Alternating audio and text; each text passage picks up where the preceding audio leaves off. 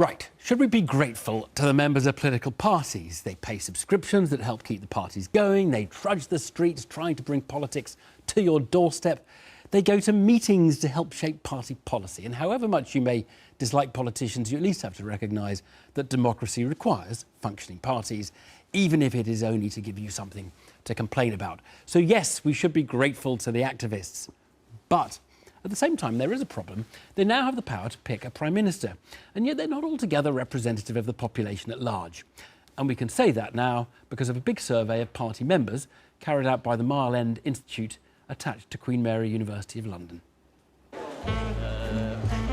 You've seen party members in TV coverage of the party conferences, and maybe you can tell they're not typical.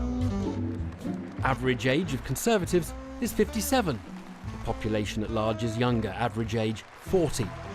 Labour is more surprising. You might have seen images of lots of young Corbyn-supporting Labour activists, but the party's membership actually has an average age not much different to the Tories, 53. But what about members' views?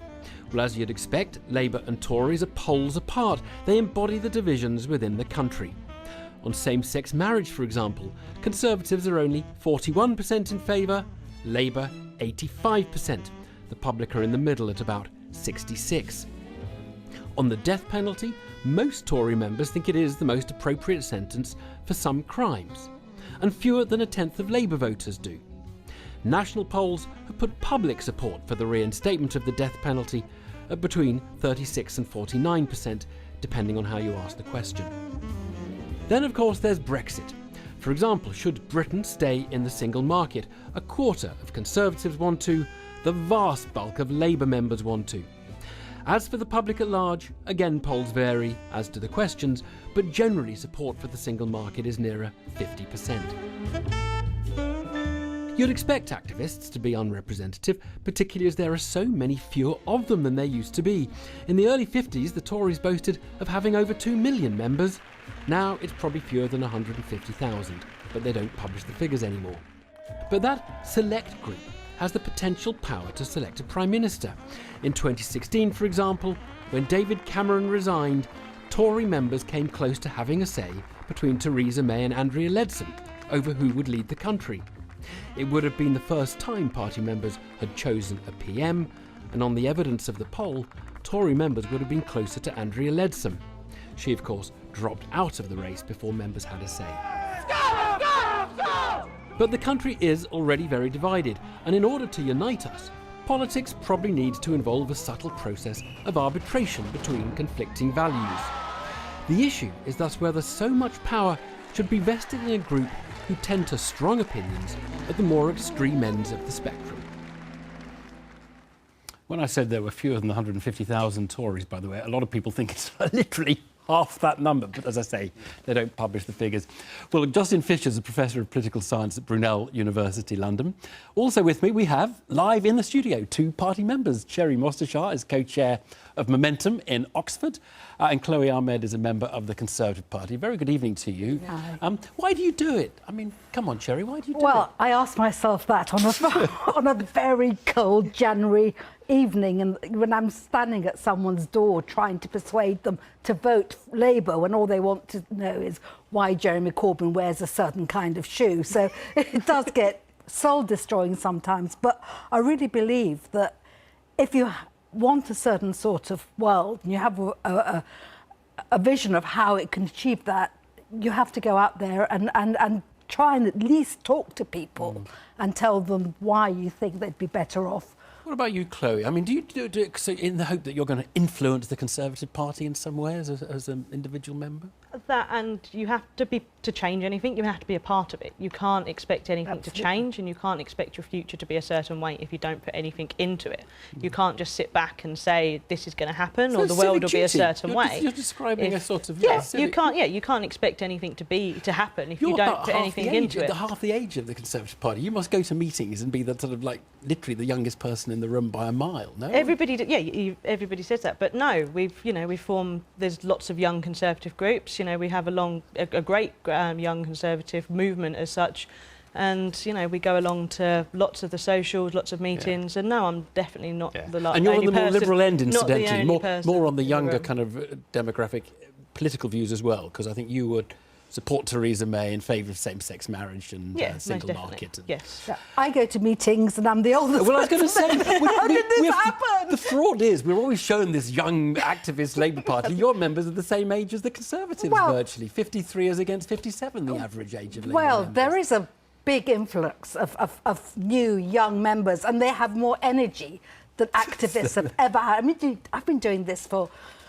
40 years, and I've never seen so many people that sort of say, we're going out, you coming? I guess I better go because... And it is fair, Labour do have 500,000 members, which is just puts them way different. Incredible. Let's talk to Professor Fisher. So, is it an issue that these people have too much power because they're unrepresentative of the rest of the public?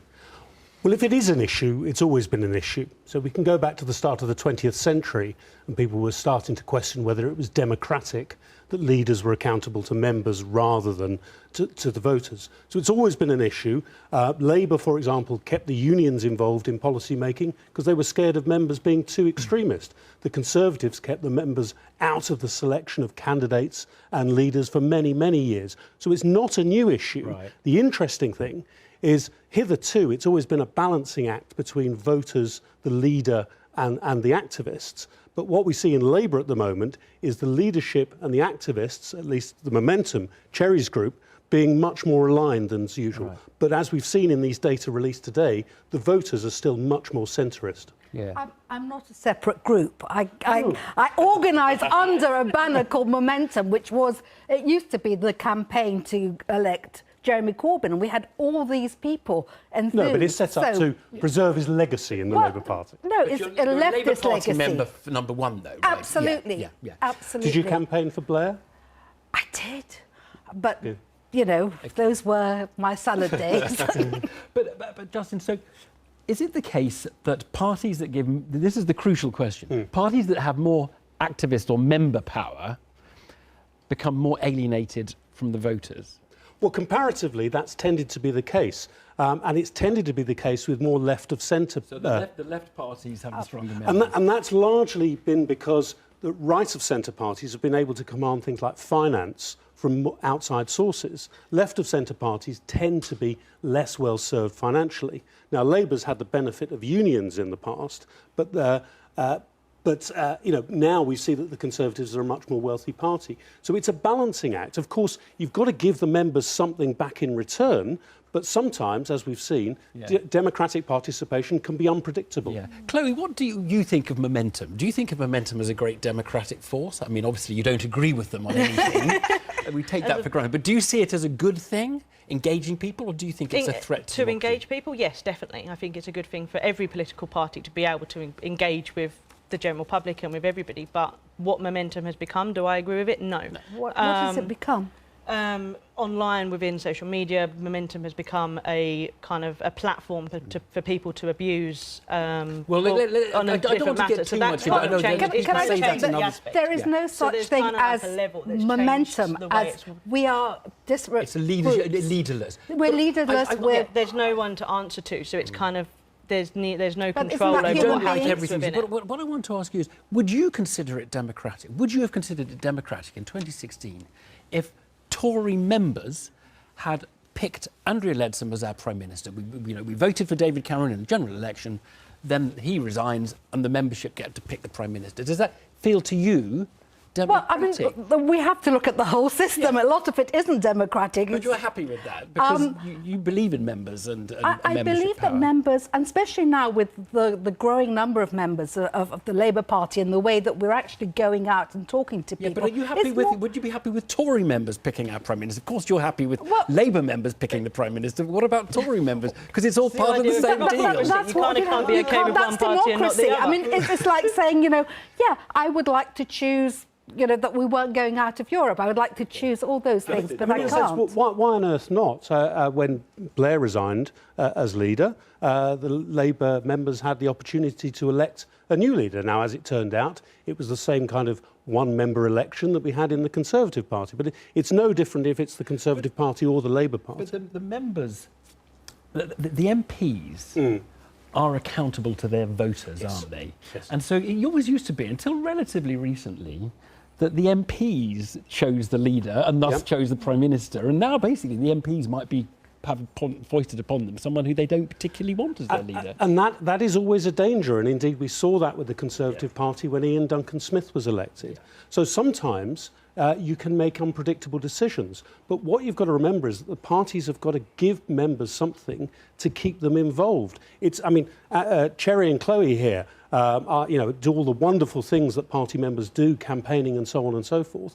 But what's the incentive for someone to get involved if they don't get a say? And it's a real balancing act for parties. Well, and You it's wouldn't have parties extending without it. the activists. You wouldn't have You parties. wouldn't have anything. Absolutely. And also, having members choose the leadership, whatever party, is more democratic. It's about... Better than the MPs, you think? Absolutely, because they're a small group. They can be, deals can be stitched up between them.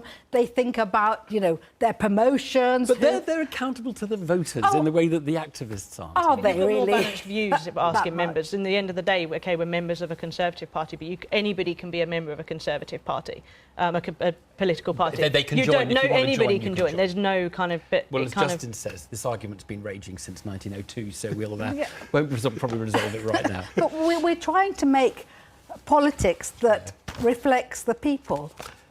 Thanks all very much indeed. Just a very quick time to look at the papers. The Financial Times, companies warn to replace all hardware or risk Spectre attack. So that's the Financial Times. The Times, Trump's mental health questioned by a top aide. The Guardian, May says sorry to patients hit by...